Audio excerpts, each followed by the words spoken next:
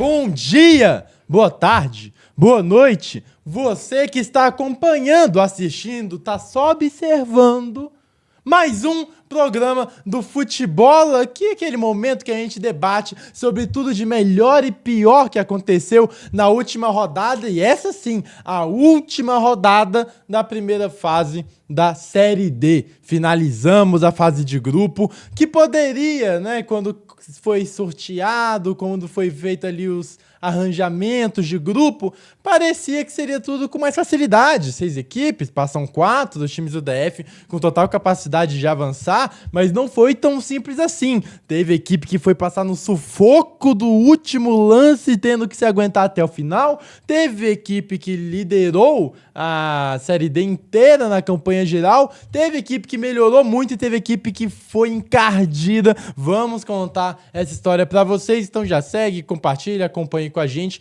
que vamos agora entrar no que foi essa última rodada da fase de grupos da Série D de 2026. Vamos começando a falar do grupo A4. Por que eu começo com o A4? Porque do A3 a gente já falou sobre o jogo do Gama, inclusive está aqui em algum lugar. Está aqui o jogo do lugar. E aí, como eu vou passar mais rapidamente pelo jogo do Gama, para a gente já ter comentado, aí eu vou falar do jogo do Brasiliense. Então, por essas questões, a gente vai começar agora com o grupo A4. Vamos começar com o jogo misto. Ceilândia, o gato preto, miau, também Vamos começar esse jogo. Dessa vez a gente não começa na tradicional ordem cronológica, porque todos os jogos aconteceram às 17 horas da tarde do último domingo. Isso para não ter aquela questão de um time ficar sabendo antes que o outro o que precisa, o que não precisa fazer para avançar na competição. Gostou do momento do corte? Na competição.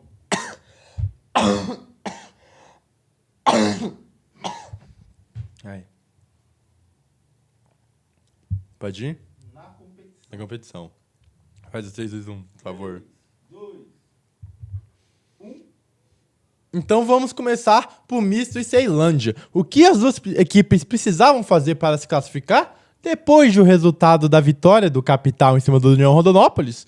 Nada. Já estavam as duas classificadas, inclusive com o andamento da partida e com a chegada da informação que o Capital estava vencendo o União Rondonópolis, foi até fato que modificou o andamento do jogo lá no Mato Grosso entre Misto e Ceilândia. Porém, ainda era uma partida importante, mesmo que o União Rondonópolis saísse derrotado, como saiu. Era uma disputa para ver quem ficaria na terceira ou quarta colocação do grupo. Isso seria muito importante, até porque vai enfrentar, logicamente, quem foi o quarto colocado vai enfrentar o primeiro do grupo A3, que é o Gama. Já estava definido que seria o Gama. Então, o Gama vem sendo um dos favoritos para essa Série D. É uma equipe fortíssima, muito forte, melhor campanha geral. Então, realmente fazia muito sentido tentar escapar do Gama. Então, foi para isso que as duas equipes chegaram, para jogar pela classificação e para tentar uma melhor posição na tabela. Vamos lá como é que foi o jogo. Foi um jogo, como eu já falei, de um ritmo um pouco mais lento por essa questão do União Rondonópolis estar sendo derrotado, então nenhuma das duas equipes precisava da vitória para sair classificado, não. Isso deixou o jogo um pouco mais lento e começou com um misto dando as cartas, até por jogar em casa, até por uma característica do seu próprio futebol, como o Ceilândia também o Ceilândia tem uma característica de não vai sair kamikaze por aí, não vai se abrir totalmente para o adversário. Então a gente viu um Ceilândia mais conservador, um Ceilândia que administrava o resultado no primeiro tempo, mas depois que o misto faz o gol, o Gato Preto é obrigado a reagir. Então foi um primeiro tempo bastante monótono lá no Dutrinha, um primeiro tempo sem muitos acontecimentos, levando aquele 0-0, até que começa a segunda etapa. E com 1 minuto, um apagão do Gato Preto, o misto chega ao seu primeiro gol, abre o placar na partida, faz 1-0. O Ceilândia daí começa a responder. Tem um chutaço de Cleiton, que a bola passa muito perto. Um Ceilândia que começa a tentar ter mais posse de bola aí sim, depois que levou o primeiro gol na partida, mas também sem grandes oportunidades. E o misto recua na metade final. E é aquele problema que a gente sempre cita aqui, de um Ceilândia que tem suas dificuldades para atacar equipes que defendem em bloco baixo. Então foi realmente muita posse, mas pouca criação. O Misto até teve uma chance numa bola de cabeça para tentar ampliar. Mas aí a gente entra no Adelson Time. O que é o Adelson Time, né? É o jeito que eu chamo agora, o apelido, para esses últimos minutos dos jogos do Ceilândia, que o time se transforma, mostra porque é um gato preto, porque tem 7 vidas, porque eu falo que é uma equipe encardida e competitiva, por mais que não tenha feito uma grande Série D em nível de atuação. Eu até acho, na minha opinião, que tem mais pontuação do que o futebol refletiu o futebol, seu nível de atuação durante a competição, mas é uma equipe que tem no seu DNA ser muito difícil de se entregar até o final, muito de matar o Ceilândia durante os 90 minutos, você deixar o Ceilândia durante os 90 minutos vivos. É bem provável que o Gato Preto na última bola consiga algo. Isso chega a ser impressionante, a quantidade de vezes, a constância que isso acontece, porque não é normal no futebol você conseguir isso tantas vezes. E por que o Adelson Time? Porque Ferg Time era o nome dado àquele time do Ferguson, do Manchester United. O Ferg Time era o momento final da partida, também os últimos minutos, prorrogação, segundo tempo, acréscimo, que o time do Manchester United conseguia vitórias, aquele time treinado pelo escocês Alex Ferguson conseguia vitórias no último lance, sempre conseguindo empate, sempre conseguindo um gol no final. Então foi apelidado lá na Inglaterra de Ferg Time, até hoje tem esse nome, e aqui por isso eu trago para Adelson Time, porque realmente é um time do Ceilândia que se transforma nos últimos minutos, e isso que eu tô falando não é só impressão, não. Se a gente pegar os últimos 3 jogos, nos últimos 3 jogos o Ceilândia tem 1 vitória e 2 empates, são 5 pontos. 5 pontos importantíssimos, porque sem esses 5 pontos o Ceilândia nem se classificaria, tá? Para a próxima fase. Inclusive, vou chegar lá, mas, por exemplo, vamos dar uma retrospectiva no que foram esses últimos 3 jogos. Aqui, contra o empate contra o Misto, que consegue o gol na última bola, 50 minutos, conseguindo um pontinho e, consequentemente, tirando 2 do Misto. Na rodada anterior, empate contra o Goiatuba, também praticamente na última bola. Gol do Cabralzinho, que também tira 2 pontos do Goiatuba e dá 1 ponto pro Ceilândia. E na rodada anterior a essa, contra o União Rondonópolis, aqui era o jogo da eliminação do Gato Preto, tá? Eu já tava vislumbrando uma eliminação quando o jogo estava 2-1 e 40 do segundo tempo. O Ceilândia não fazia uma super partida, não fazia uma grande partida. Aí aos 40 do segundo tempo empata 2-2 e aí aos 47 vira 3-2. Esse não foi o único momento nessa Série D que ele fez isso, não. Voltando mais 2 rodadas anteriores a essa, jogo contra o Operário de Várzea Grande, última bola, jogo fora de casa, o Ceilândia jogou pior em nível de atuação, merecia até ter perdido aquela partida.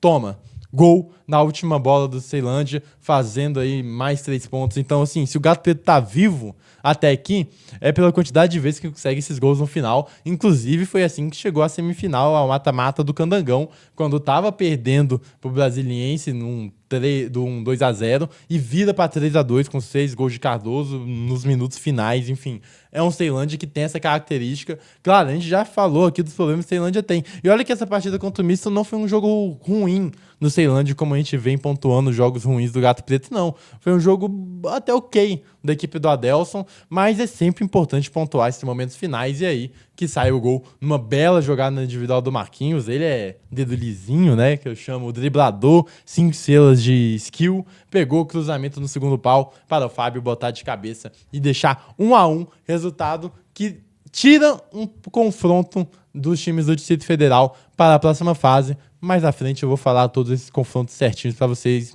Importante aqui o Ceilândia passando em terceiro.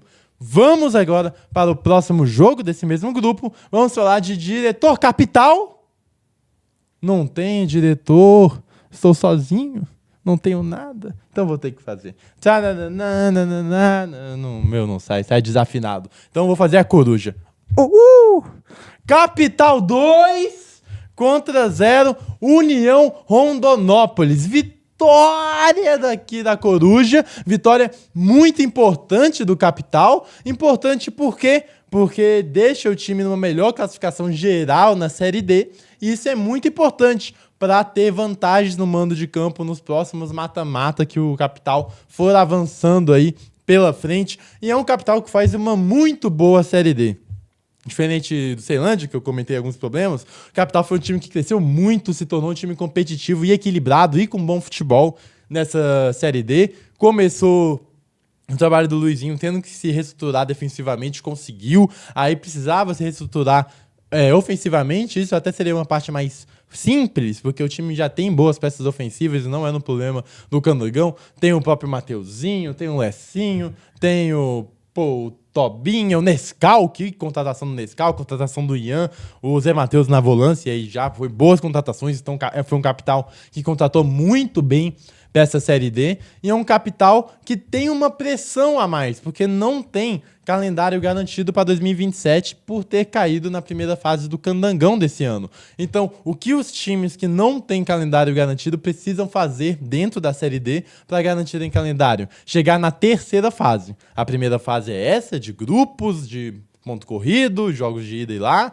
A próxima fase já começa mata-mata, então chegou na terceira fase, você consegue aí classificação consegue calendário para a Série D de 2027. Então é o objetivo de Ceilândia, Brasiliense e Capital, sim, chegar na terceira fase. E o Gama já tem calendário definido, foi campeão aí do Campeonato Candango desse ano de 2026. Então vamos falar desse Capital que faz muito boa Série D, já chegou na rodada como líder do grupo, não teria como tirar isso, e vamos falar como foi o jogo. O Capital começou com posse, ocupando o campo, jogando pra cima, como a gente já vem se habituando ao time do Capital, principalmente nesse grupo, jogando muito bem. Logo no começo do primeiro tempo teve uma sequência de oportunidades, teve o Lucas finalizando por cima, teve o Lugano encontrando o Zé Matheus, aí a bola fica pro Tobinha, que acaba não conseguindo aproveitar. Teve um chute de fora da área do Zé Matheus, outra peça que eu falei que encaixou muito bem nesse time, vem sendo um pilar dessa equipe nessa Série D.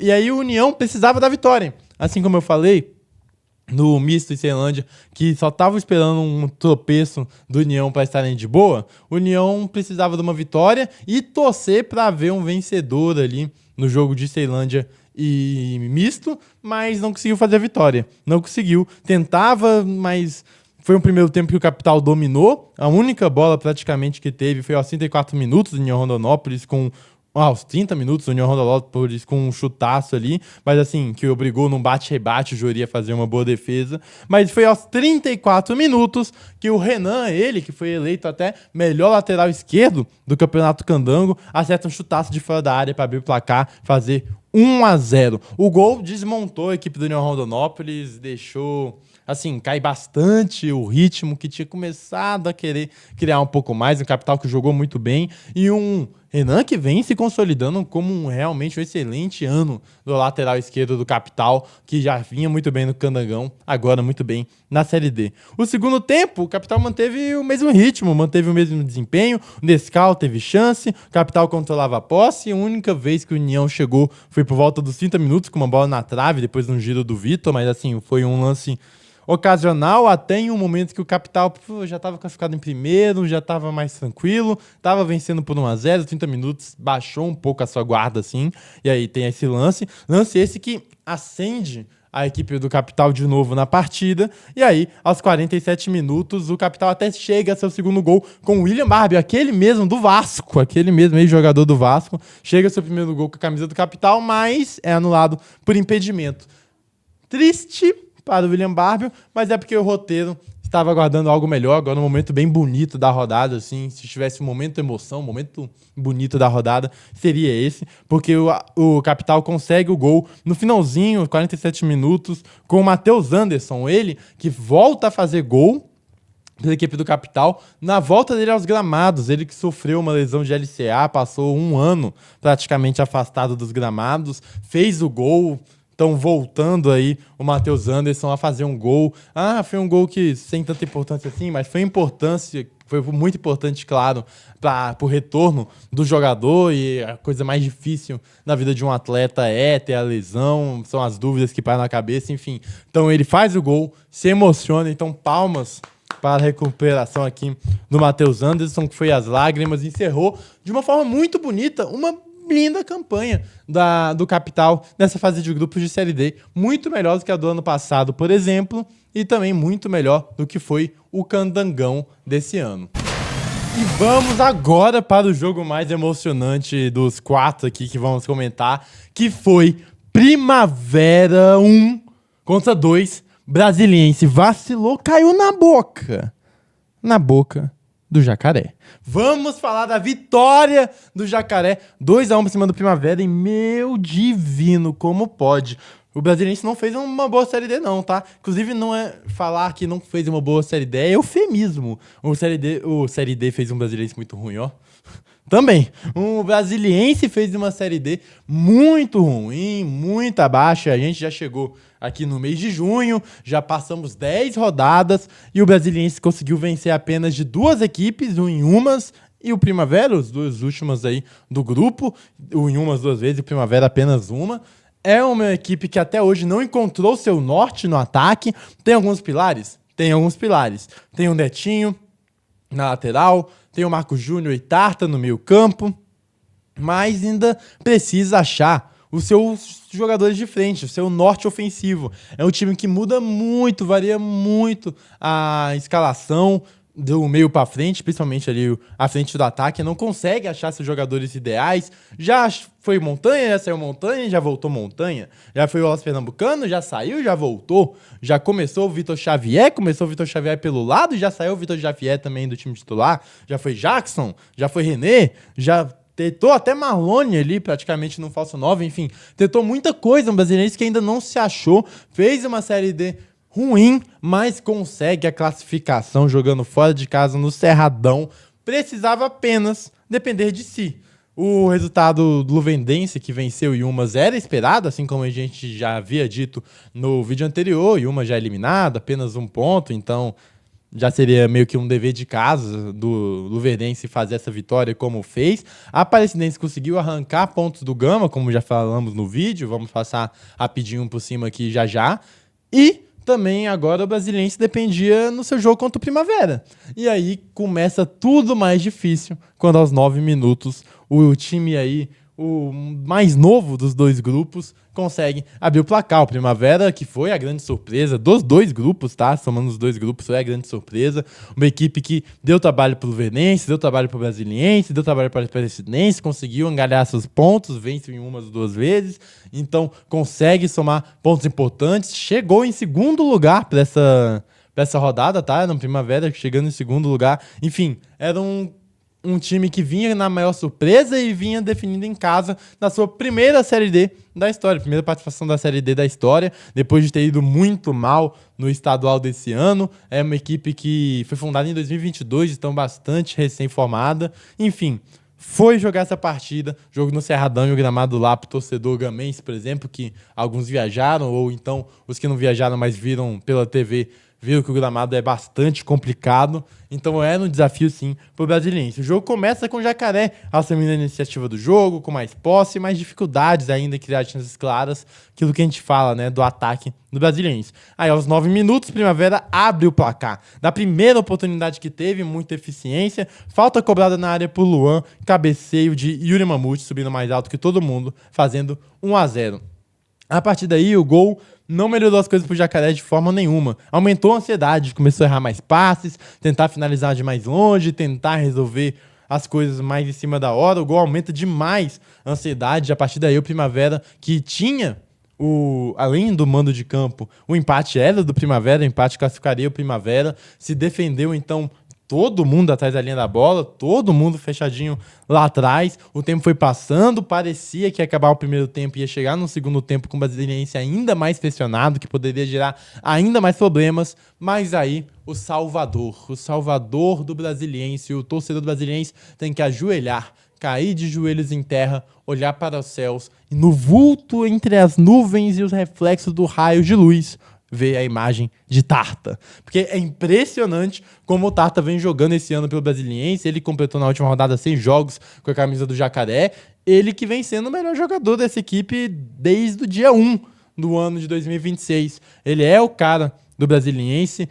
Tá precisando sair do buraco, é no Tarta. Tá precisando ampliar o placar, é do Tarta. Tá precisando uma classificação, é no Tarta. É bola nele, é bola com ele. E de novo ele para empatar o jogo para Brasiliense numa bola parada. Ele que é muito bom na bola parada, inclusive aí até o torcedor do Ceilândia se lembra disso. Ano passado a classificação contra a Água Santa veio numa falta cobrada pelo Tarta, e ele na bola parada bate. Aí eu acho que até teve uma contribuição do goleiro, porque na minha visão era uma bola que era do goleiro do Primavera, tinha que defender, mas enfim, o Tarta não tem nada a ver com isso, torcedor do Brasiliense tem nada a ver com isso, e o Brasiliense chega e empata 1-1.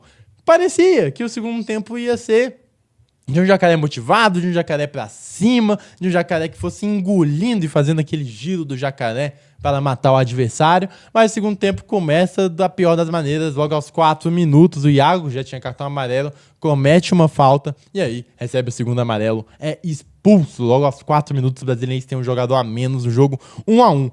Aí o Primavera, que já estava todo colocado lá atrás, começa a mostrar ali as suas pétalas de rosas de uma primavera, de uma estação tão feliz. Começa a jogar um pouco mais pra cima, começa a sair um pouco mais. Aos 11 minutos, o Luan, que deu assistência pro gol, desperdiça uma oportunidade bastante importante. E a salvação veio aos 22 minutos com, vou falar aqui, meu protegido, tá? É, meu protegido, sim. René, meu protegido, eu gosto muito dele, desde da campanha do Paranoá desse ano no Candangão, que eu pude acompanhar de perto, e na minha opinião, acho que é até meio uma opinião consensual, que ele foi o melhor jogador do Paranoá na competição. Ele foi o nome que ajudou, claro, o Lopeu também foi bastante importante, mas ele ajudou o time a escapar do rebaixamento, foi contratado pelo Brasiliense. Eu gosto bastante dele, porque ele é um ponta com inteligência, ele tem um contra um, é muito rápido, faz aquela fumaça, mas também consegue trabalhar por dentro, ele consegue flutuar também, consegue ter uma boa relação com os adversários, ó, com os companheiros de equipe. E o gol que ele faz é um gol muito parecido do que ele costumava fazer pela equipe do Paranoá, que é saindo de fora para dentro, meio rabiscando e tabelando com os companheiros. Foi assim, entrou o Marlone também na partida, ele tabela com o Marlone, que devolve para ele de cabeça, ele consegue driblar a defesa do Primavera, vai levando e consegue bater no cantinho, na saída do goleiro. 2-1, um belo gol do René, que eu acho até que merece mais oportunidades no time titular, queria ver mais. E aí faz o Brasiliense sair de vez do buraco, mas ainda estava sob risco, né? Porque ainda teria mais 30 minutos pela frente, tendo que sustentar com um a menos do jogo fora de casa, mas sustentou. Se fechou muito bem, afastou a bola, se recompôs ali defensivamente mesmo após a expulsão, consegue sair com resultado. Os últimos minutos são de pressão no Primavera, mas foi uma Primavera que dessa vez se secou com o inverno do Brasiliense. E veio aí a vitória, a classificação, ufa! O Brasiliense consegue, fim, se classificar para a próxima fase desse mata-mata. Agora a gente vai passar, vamos falar do jogo do Gama, de novo, pela terceira vez. Está aqui, ó. Tem 20 minutos de vídeo só sobre o Gama para você apreciar, então por isso a gente vai passar um pouco mais rápido aqui. Mas vamos falar de um Gama que é líder geral da Série D, um Gama que é a melhor equipe da Série D, vem jogando muita bola, jogou contra a Aparecidense, a gente até conversou com o David Lucas, e ele comentou que não é como se o time entrou num marasmo, não, entrou na partida meio que baixa, com a guarda baixa, não, porque realmente não foi uma grande partida do Gama, tá? Foi uma partida mais do Gama. Então, foi um jogo que, mas o David Lucas explicou isso, não é como se o time entrou sem vontade, não, claro, não entrou com vontade, mas quando você, querendo ou não, você é líder geral, você já tá classificado em primeiro, já tá garantido na próxima fase e jogando contra uma equipe da Aparecidense que brigava pela vida, brigava pela classificação, então isso também tem um peso, e que foi muito infeliz nas bolas aéreas, né? As duas bolas aéreas acabaram punindo, o Rinaldi não foi bem na noite com as bolas aéreas, acabou não saindo legal, levou os 2 gols, ele que é um grande goleiro, mas não conseguiu evitar as duas bolas aéreas. E a Aparecidense consegue arrancar um empate, mas tem coisa a se detalhar desse jogo sim. Teve o De Paulo que entrou, não conseguiu gerar tanto jogo, mas conseguiu ter mais minutos. Foi um jogador que foi muito esforçado no primeiro tempo. No segundo até ficou um pouco mais à vontade, conseguiu, deu uma bela assistência pro gol do William Júnior. E eu queria destacar também o gol do Ramon. Ramon chegando a seu 7º gol na Série D. 7 gols na Série D é muita coisa. Dividindo a artilharia com o Clemente do Gama, também tem 7 gols na Série D. E o artilheiro tem 9. Dá pra buscar, hein? Dá pra buscar, hein? Então aí, o Ramon num momento muito bom, falando desse Gama. E por que era importante a vitória do Gama? Também explicando um pouquinho mais do regulamento pra vocês. Por mais que o Gama tenha finalizado como primeiro lugar geral da Série D da primeira fase, ou seja, vai definir em casa os próximos mata-matas que for avançando a equipe alviverde, porém, não é como se essa fosse uma vantagem definitiva até o final da competição, não. As vitórias no mata-mata vão somando como pontuação nessa tabela geral da Série D. Então, por exemplo, vamos pegar aqui o Gama, que já vou atualizar para vocês. O Gama tem seus 26 pontos nessa Série D. E vamos pegar aqui, ó. Vamos pegar aqui. O Gama tem seus 26 pontos, o Capital, por exemplo, tem 23. Caso o Gama vá avançando, empatando em casa e empatando fora e passando nos pênaltis, vamos só supor, e o Capital vá avançando, vencendo em casa e fora, o Capital pode tomar essa liderança geral do Gama, por exemplo. E aí, realmente ter essa vantagem do mando. Então, por isso seria importante a vitória. Mas, ok, o empate é longe de ser ruim, pô. Se seu primeiro, uma campanha geral, dentre 96 times, não dá pra se lamentar muita coisa não, só explicando um pouco mais do regulamento. Então, vamos passar para vocês como ficaram os confrontos para a próxima fase desse mata-mata. Primeira coisa que eu queria destacar são os 4 clubes do DF passando, assim, trancos e barrancos, alguns com mais facilidade, outros menos, mas passando. Segundo destaque, nenhum deles vai se enfrentar na próxima fase, o que era algo que antes dessa rodada parecia ser bem possível, era bem plausível de acontecer, e seria ruim, né, para a gente que torce pelo futebol do DF, porque obrigaria uma das equipes a serem eliminadas. Logicamente, se você pega um confronto de mata-mata entre duas equipes, uma vai ter que cair. Mas não, tem possibilidade de todos avançarem para a terceira fase. E, pelo jeito que ficou ordenado ali o chaveamento, é muito provável que, caso as 4 equipes do DF forem avançando, só se encontrem muito lá na frente, já quase que nas quartas de final ou na zona de playoffs. Então, assim, evitou-se, por tudo que foi construído, evitou-se aí a campanha, como é que fala? Os embates dos times do DF logo cedo para que eles pudessem se auto-eliminar. Então, pra gente que torce pelo futebol do DF, é muito bom pros torcedores dos seus respectivos times. Acho que aí, né, também pouco importa. Também pro torcedor que só torce pro seu time, também tá certo. Tem seu direito. Vamos pros confrontos, tá? Vamos pros confrontos, começando aí pelo confronto do Gama, que vai enfrentar o 4º colocado do grupo A4, o misto. Primeiro jogo lá no Dutrinha, o jogo da volta no Bezerrão. E o Gama, na minha opinião, bem favorito para esse confronto.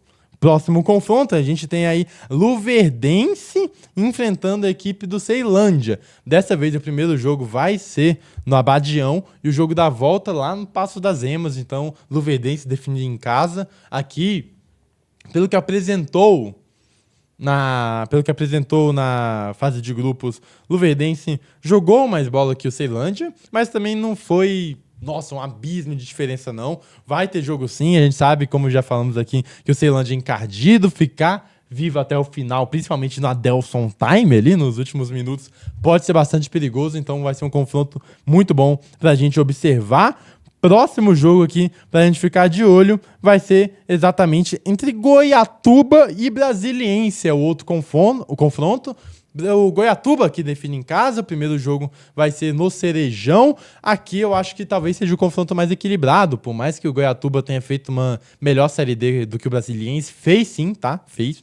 A campanha do Goiatuba é muito mais sólida que a do Brasiliense, mas o Brasiliense tem bons jogadores, o Brasiliense tem de onde tirar algumas peças, precisa arranjar seu norte, por onde seguir, principalmente na escalação ofensiva, e também o Brasiliense tem alguns jogadores, até o Euler, por exemplo, ali emprestado para o Goiatuba, que não poderão atuar devido ao contrato nessa disputa, então também é um ponto de atenção. E outro ponto de atenção é que é um Goiatuba que caiu muito de rendimento no retorno da primeira fase da Série D, então realmente pode ser que o Brasiliense aproveite um momento que o Goiatuba não está tão bem quanto começou a sua competição, porém fez uma melhor Série D e vai definir em casa, então quem quiser puxar esse ponto de favoritismo é também totalmente plausível, mas para mim vai ser um jogo bastante equilibrado, vamos acompanhar.